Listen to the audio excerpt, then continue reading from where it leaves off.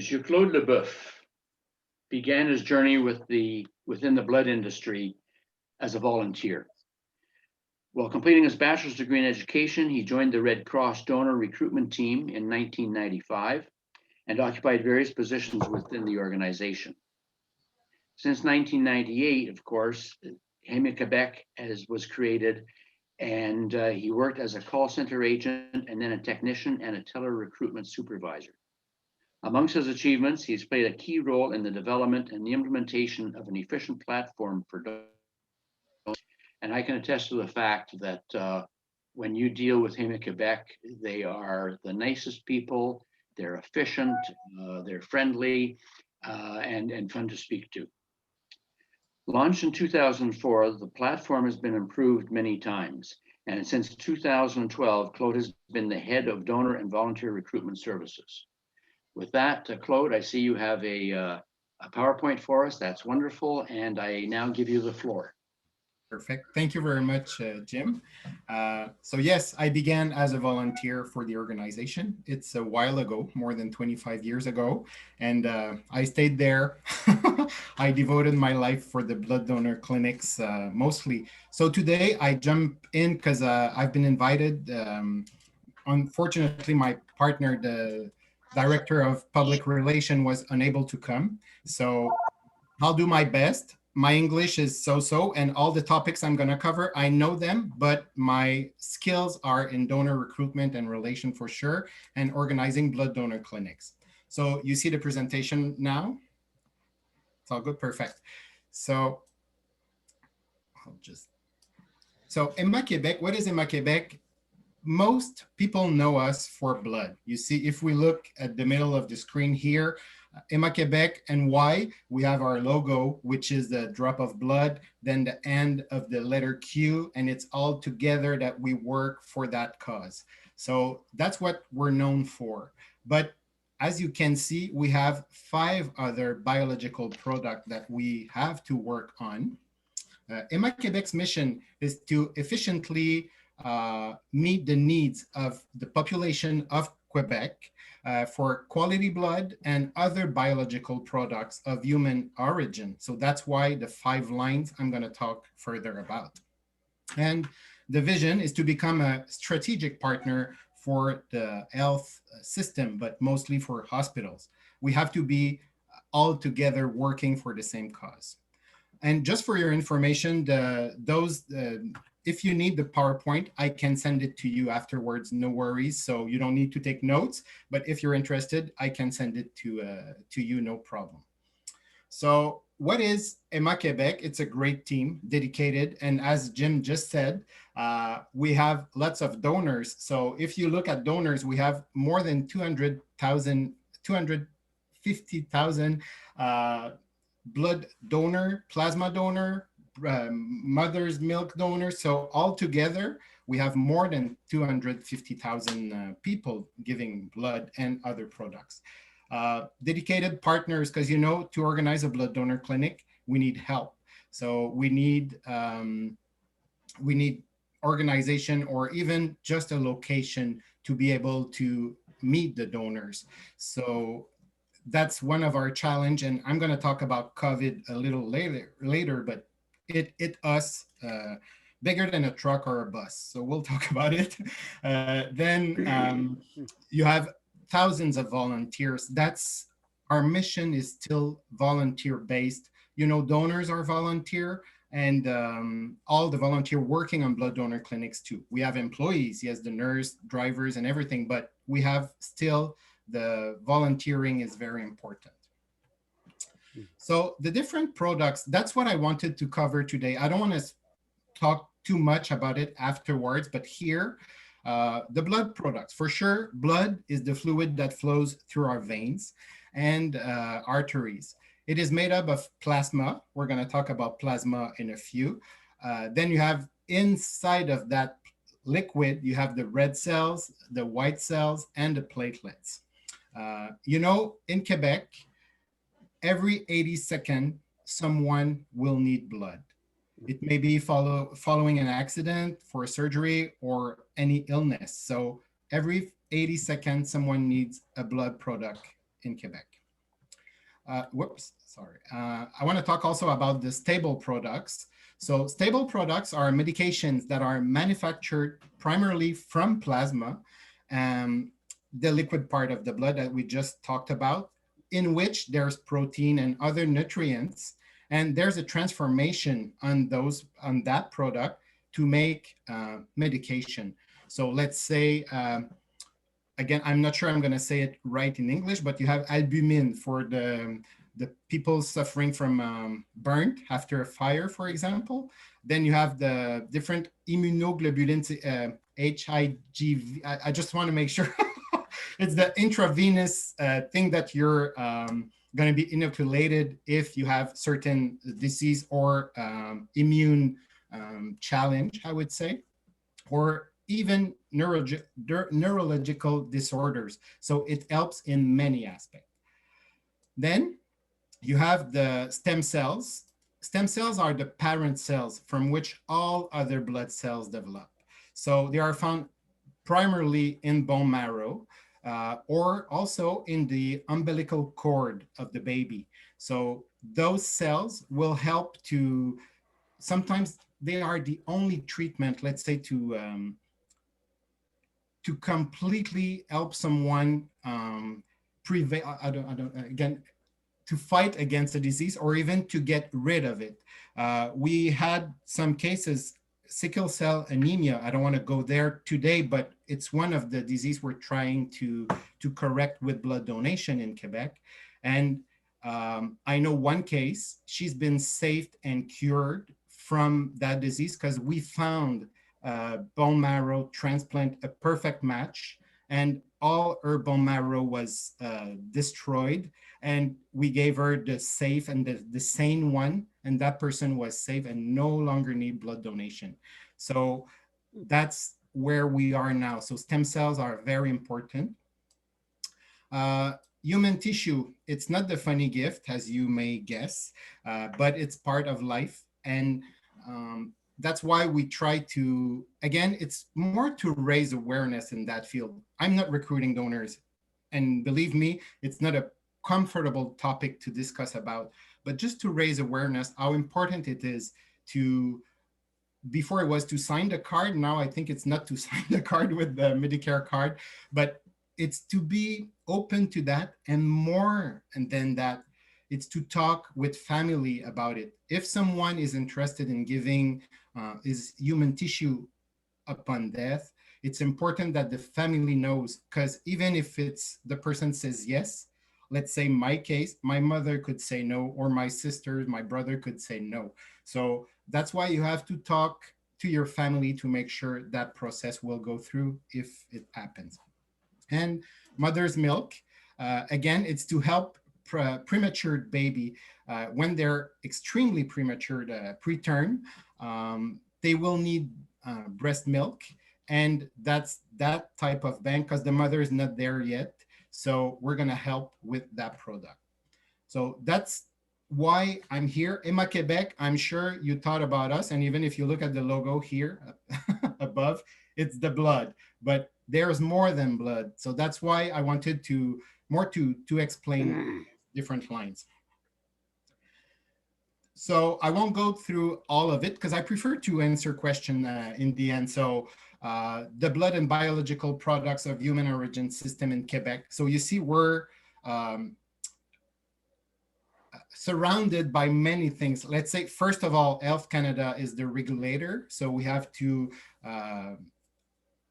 apply some criterias and safety measures due to Health Canada. Then you have obviously le Ministère de la Santé des Services Sociaux here in Quebec that are giving guidelines too. And we also have a biovigilance committee watching upon us to make sure we're making safe decisions for the recipients. Then you have the donors, and you have hospitals and recipients. So that's the system. Then I won't go through history, but just so you know, we're 21 years old, 23 years old this year, actually, because it's in 1998 that Hema Quebec was founded as the Canadian Blood Services for the English part of the country. But if you remember the reason why we've been created, it's after the recommendation of the Judge Craver, who, after the Red Cross, there was scandal in the 90s, early 90s. So he recommended that each province go to a smaller blood system. That's what Quebec did, but the rest of Canada created a big entity again. But I'm not saying we're better, but we obeyed, or we applied what Craver said to have a smaller system, because that's what most of the reproach there was before with the Red Cross. It was too big to go faster. It wasn't agile, so that's why we had to change. Uh, those are our fixed site, because I don't know, as Jim said earlier, he's giving platelets in our fixed site, probably Versailles or Distrant, maybe, or even Laval, because we have fixed site. If you look on the island nearby here, we have Laval, Montreal, and there's one coming if you're in the Montreal area, in Kirkland, opening the 6th of April. We're going to open a new facility there. And we have Brossard on the South Shore. But throughout the province, we have two models. The Plasma V Center are dedicated for the plasma collection. As we talked about earlier, the plasma for fractionation to make stable products is in those sites. And so we have 4 of those: Saguenay, Trois-Rivières, Gatineau, Sherbrooke. And the rest are mostly blood centers where we can give platelets and plasma now. Plasma is also arrived last year in our fixed site. But I just need to say that's the fixed site, but 74% of our blood donor clinics are mobile. So that's why we count on the generosity of partners to help us organize blood donor clinics and to welcome us in their facility. So the next slides, I'll go pretty quick because I'm already at 10 minutes. I have, how long, Jim, again? 20, something like that? You're good. You've got lots of time, Claude. Perfect. But anyways, I would like to answer a question if it's possible. So the blood products, as I've said, you see the collection methods at the bottom of the slide. So we have 21% in our fixed sites. We have 74% in mobile. So you've probably seen us in a shopping center, in a church, in a city hall. We're all around. We're everywhere where there's donors or someone welcoming us to come and collect blood. Also, the mobile unit, we have 3 of them, 2 in the Montreal area, 1 in the Quebec area. And those are very convenient to go, let's say, to different companies. If you go Highway 40, there's many businesses all around and companies. So we go there, we park in the parking lot, and we can collect donors with the mobile unit. But with no surprise, when COVID arrived last year, we were beginning our season because we're operating that bus from March to November. And after 1 week of operation with COVID, we had to stop because the social distancing in a bus is not really easy. So that's one of our problems we had to manage last year. But just imagine a week, just a week, we have 2 in the Montreal area. So let's say we collect 100 donation a day with those 2 buses. We had to cancel them all last year. That was one of the challenge. So at a glance, blood products. So the number of registered donors for blood only, it's 180,000 donors. The visits, let's double it because people come, they don't always give, but they come at least twice as the number of donors. The number of drives throughout Quebec is a little above 2,000. So on a year basis, it's 2,100 or so blood donor clinics. And a donor average, now we're at 1.6. And that's the goal. We would like everyone to go up to 2 donations a year. But you have to know that we have many donors giving 6 times a year.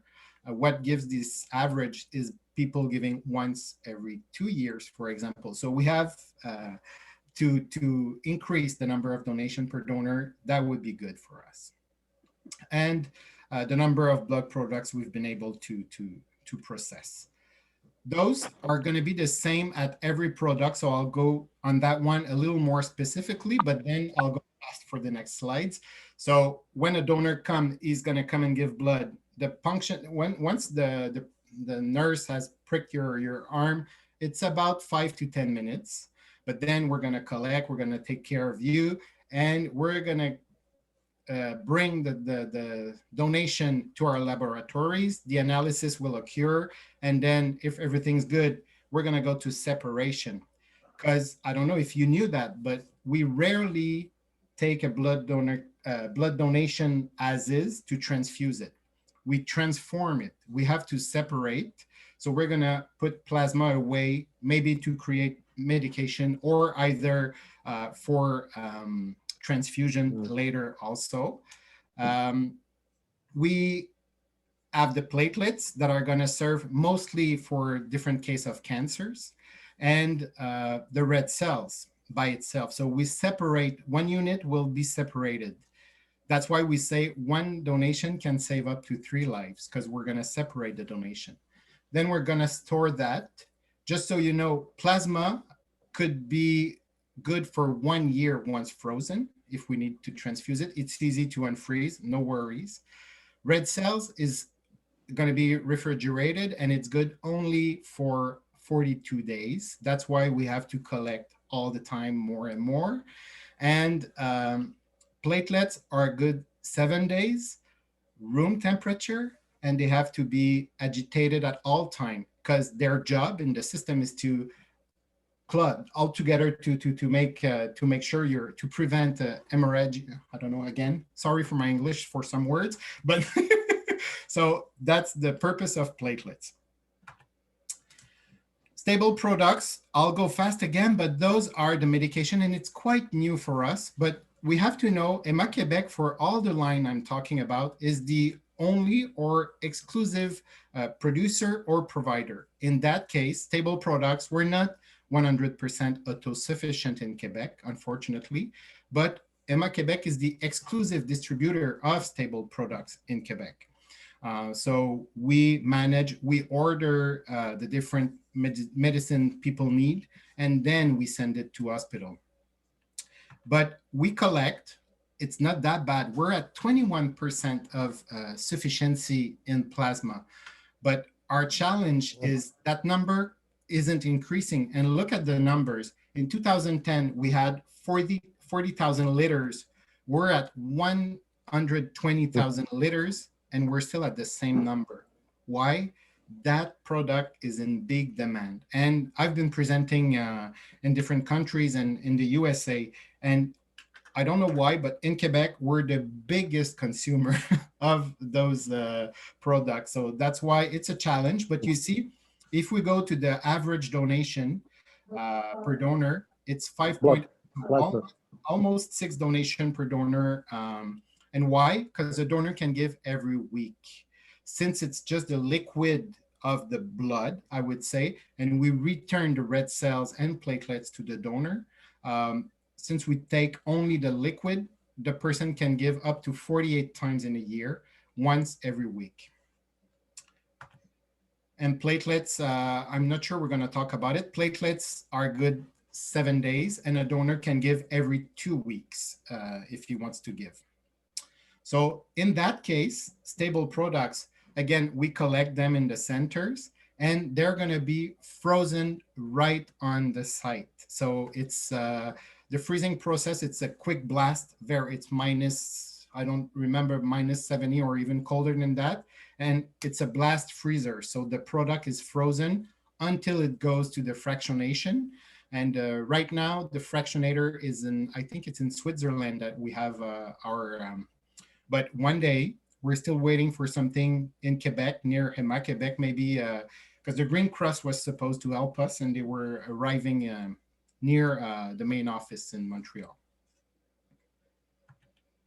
Stem cells, again, you have, we're responsible of donor recruitment for qualification and for managing the stem cell registry for Quebec. And the public cord blood bank provides access to complementary sources of stem cells. So it's two different things. But here, what we have to know, stem cells, it's a global registry. It's worldwide, and we're part of it. We have about 50,000 potential donors out of 37 million.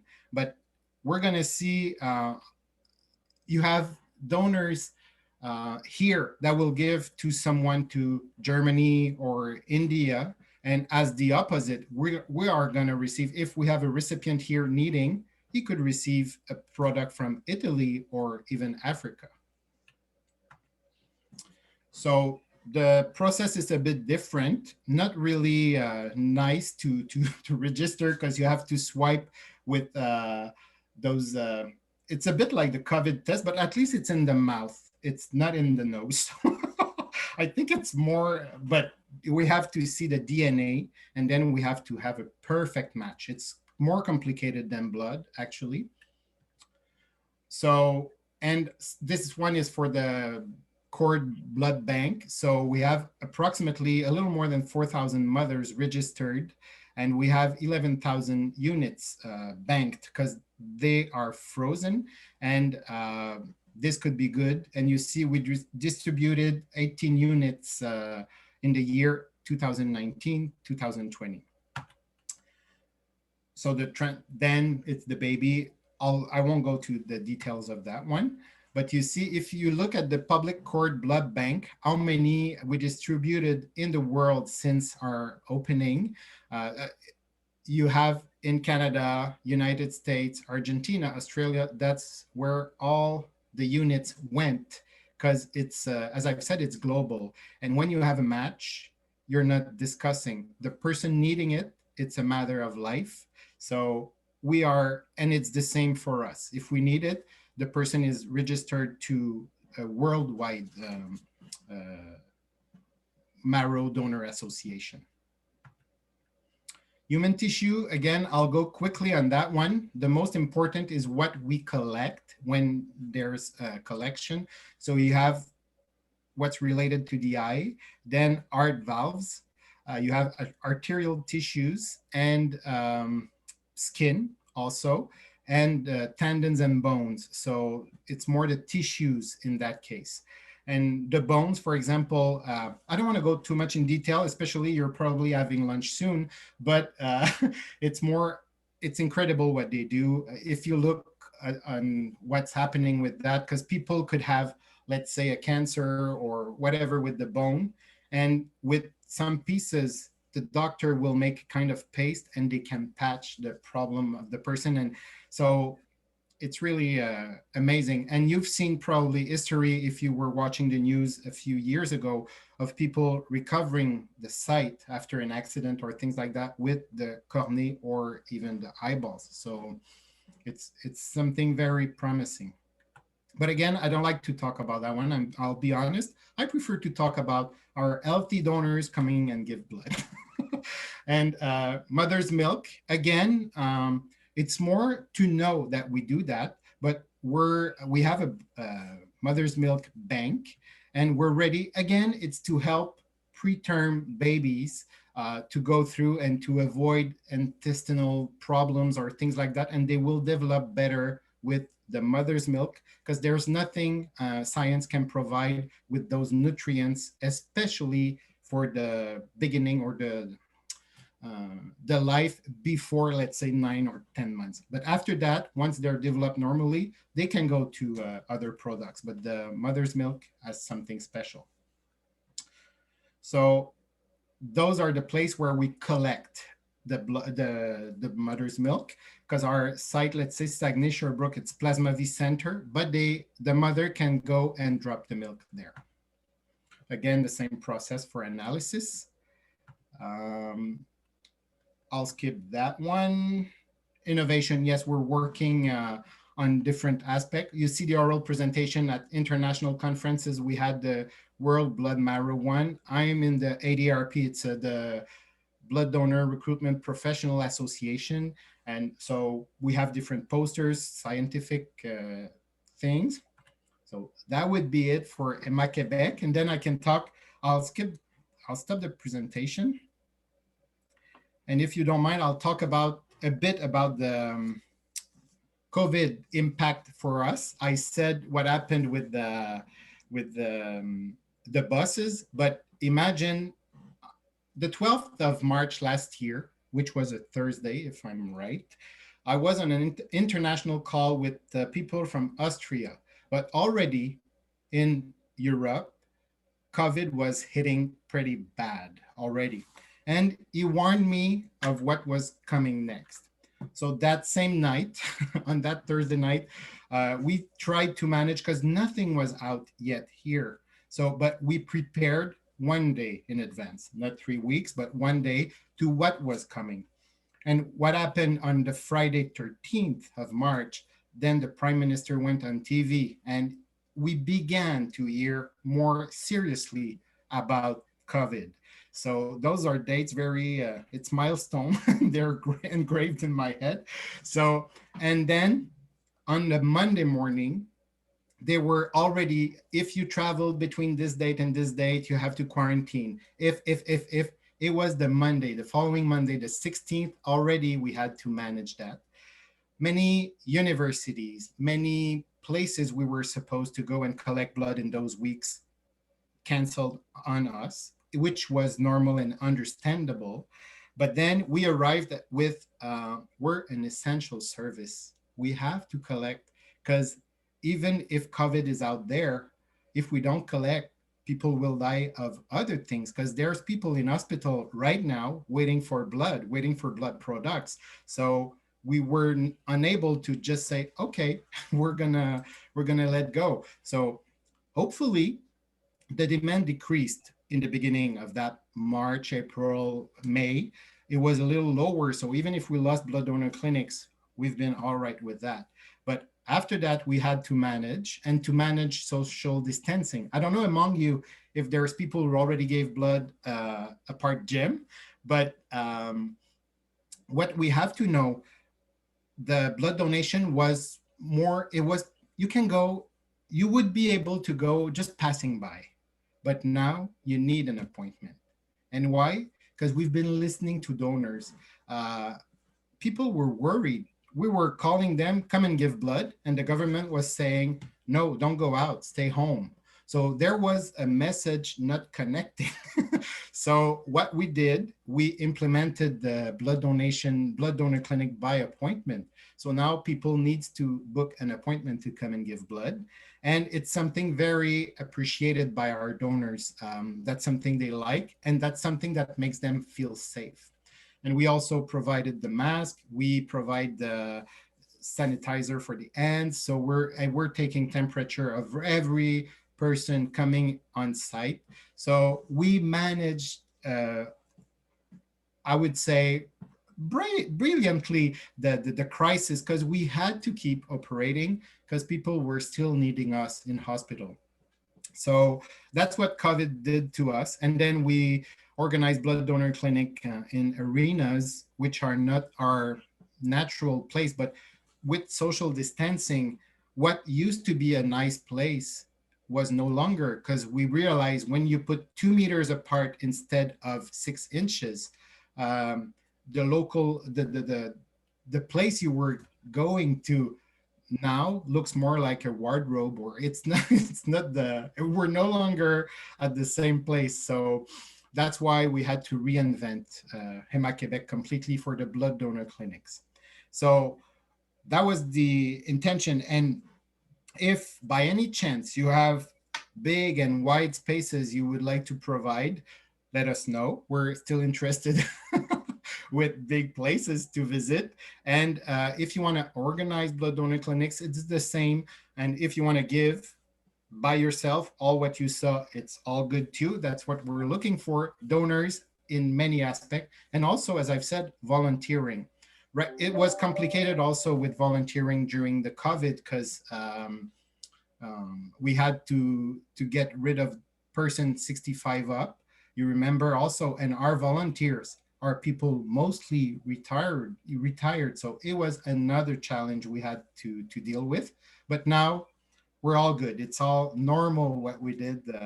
It's very we've been lucky, we've been blessed, and we've been lucky that donors stayed with us and kept giving blood because we needed them at this particular time. But I think it's a success overall, but we really had to reinvent ourselves. So I think it would be my wrap up. If you want to have, if you have any question, They've I been try. pouring in here, Claude. We've got all kinds of questions. There's a couple that I'm going to let people ask individually, and then Susan Buscemi has a list of different ones here. So let's start. I know that Sri has a question. So Sri, why don't you go ahead first? Thank you. Thank you, Jim. Claude, thank you very much for a very, very enlightening speech. And we learned a lot what we did not know. Okay, my first question is, I believe there is something called blood group, and a donor and the recipient must match the group is what I used to believe. Right. But you said something about transforming blood, where you separate the blood, red cells, white cells. So does it mean that we no longer need to match the donor and the recipient of blood? Does it mean that? Okay, that is my first question. I have another one. But Okay, I'll answer that one. It's a very good one. Yes, the red cells are the one bearing the blood type. So when we give a red cell to someone, it has to be a match. You probably saw, let's say, O negative can give to everyone. O negative, O positive can give to O positive, B positive, AB positive, and B positive, but not the negative one. So that's still true for the whole blood. But plasma, let's say, it's fractionated and there's no red cells in it. It's transformed, it's heated, it's cold, it's this and that. So this doesn't bring the blood type. And for the platelets, we try to match too, because in a platelet donation, there are still a few drops of red cells. So we don't want a reaction for the recipient. So it's still true for all blood and platelets. Only plasma isn't touched by the group once transformed. But for transfusion, we would need the same group too. Okay, thank you very much. Okay, my next question relates to stem cells, which is very close to me, the issue. Apparently, the stem cells are still not, or trans cells treatment is still not very approved or effective for multiple sclerosis. Why is it lagging behind? Because Canada is one place where the MS cases is very high, and yet the treatment is not available for several MS patients, and they have to go to Mexico or Russia and get it done very successfully and come back. My own daughter, at our cost, she had to travel to Russia and get the treatment. So the issue is very close to me. That's why I'm asking. Okay, so, that one is too specific for me and my field, but again, it's probably the research and how it works, how it's prioritized here in Canada. But just be sure there's, how do you say, we have development and research department, even in Canadian Blood Services and us, and we're working on different things to give more, I would say, new innovation to help people more with different treatment. So I don't know, unfortunately, about that one, but for sure, it's something we're looking for. Okay, thank you. Yeah. Thank you, Jim. Thank you, sir. I know, Deborah, you had a couple of questions you wanted to ask.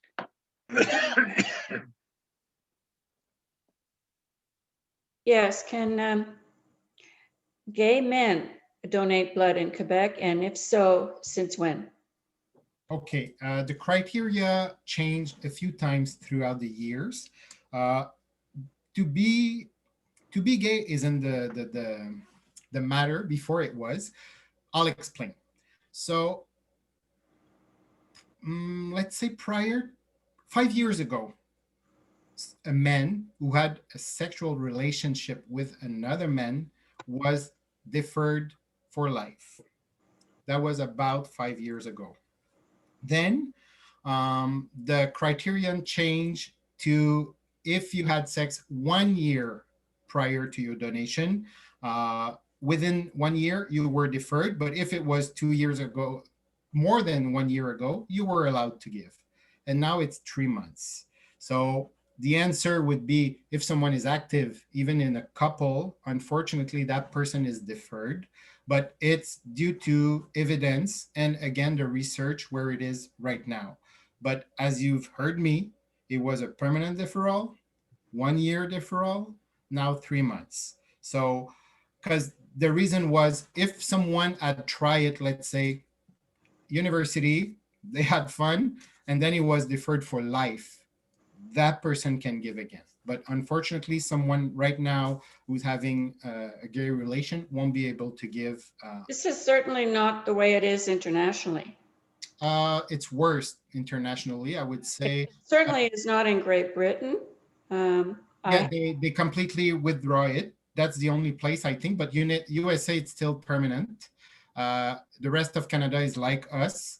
Some country, I think it's Australia, they also put off the criteria, but we don't have, they don't share their data about the, how do you say, if there's any risk coming with it.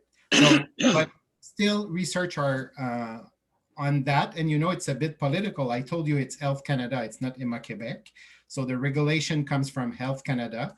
And I remember Justin Trudeau when he went in campaign, that was one of his mission to get rid of that criteria. So it's in process, I would say. But again, let's remember it was permanent, went to 1 year, now 3 months. So yes, it's nice to see it moving forward because I think there are people who need stem cells especially who yes. could benefit from this. And so it's nice to see it going forward. Thank you. Susan, you've got a few questions from the group.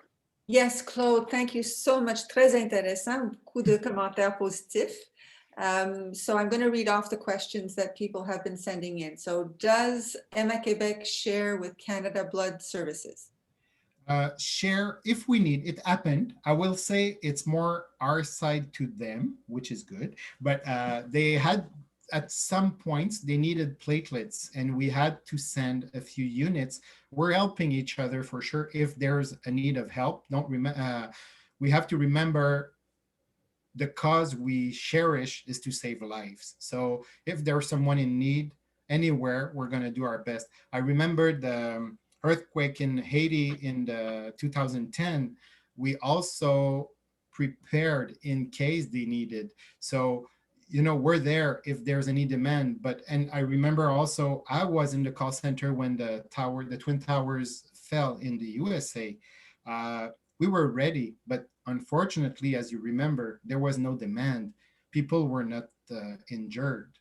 They died in the event, but we were ready to help. So, and this, our donors would understand. If there's something bigger than us, if someone needs, we're gonna be there. But again, it's the regulation between the countries. It could be complicated, but we're there.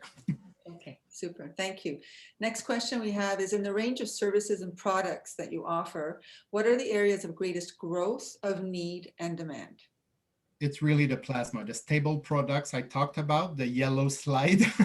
That's where we really struggle because the demand is big and it's helping. If you have a chance to go on our website, you have the English version of it and you have capsules, webinars, or I would say just capsules that will show you the needs. And let's say the Kawasaki syndrome, for example, a baby, it's like the person has a fire in all his veins. So, and the only medication is those I have problem with that, but these immunoglobulin that we inject, and that's the only thing that will help to lower those symptoms. So that's a syndrome. So we're more in those rare disease with the plasma, but it's really, really in high demand. So we're recruiting more on that side. Yes. Okay, thank you. So we're assuming that in all of the processing that the blood goes through, I mean, many people take medication for various things. All of that is filtered out of the blood products?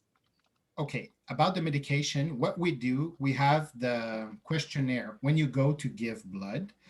someone will ask question. A nurse will ask you question about, yes, the sexual behavior, if you use drugs, all the types of drugs, either for your health or for fun. So they're going to ask you many questions about that.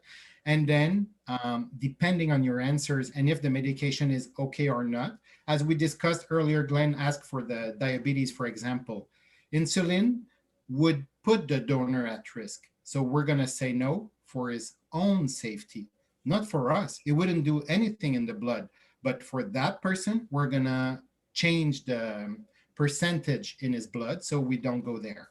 But let's say for cholesterol, for example, there's no problem in giving blood either for the recipient and the donor. So we have to go one by one and we check. And if it's safe, then the person can give. And through the process, as I've said, why we accept, it's because that medication isn't a problem for any recipient. But if there's any problem, then either for the donor or the recipient, we won't accept the donor. Okay, but then we're relying on what the donor is saying. And if they Correct. don't necessarily know all of the medication they're taking, you still do analyze the blood, right? Yes, we analyze, but we analyze more for the different, I'm looking for STD, for example, or other things like that. But another thing we have to know, since the blood is good 42 days, it's going to be refrigerated. So there's some medication, or let's say alcohol, we'll take just that one. Someone drank yesterday, but a lot, and then he comes to give blood today. So even if he was drinking the day of the donation, the alcohol will evaporate through the bag because the bag has micro and it doesn't stay in the blood. So it's going to be evaporated because it's smaller than the blood cells. So you see, those are things like that. But for the rest of the medication, yes, some will stay. And yes, we rely on the honesty of our donors. Two more questions. Someone had a personal experience. So assuming that we're not in COVID, he's saying that in the 90s, he spent more than 30 days in England and so was not able to donate blood. Is that still the case? Does that still apply? I think the criteria is still the same. I could give you the phone number also to check because all our criteria are changing real time. So, but that one, if it's just 30 days, I would say you can give to Canada. But us, it's the opposite. It's France. I'll explain. When there was you remember the mad cow disease in the 90s in Great Britain, we have to remember that the beef were sent worldwide and especially in France too.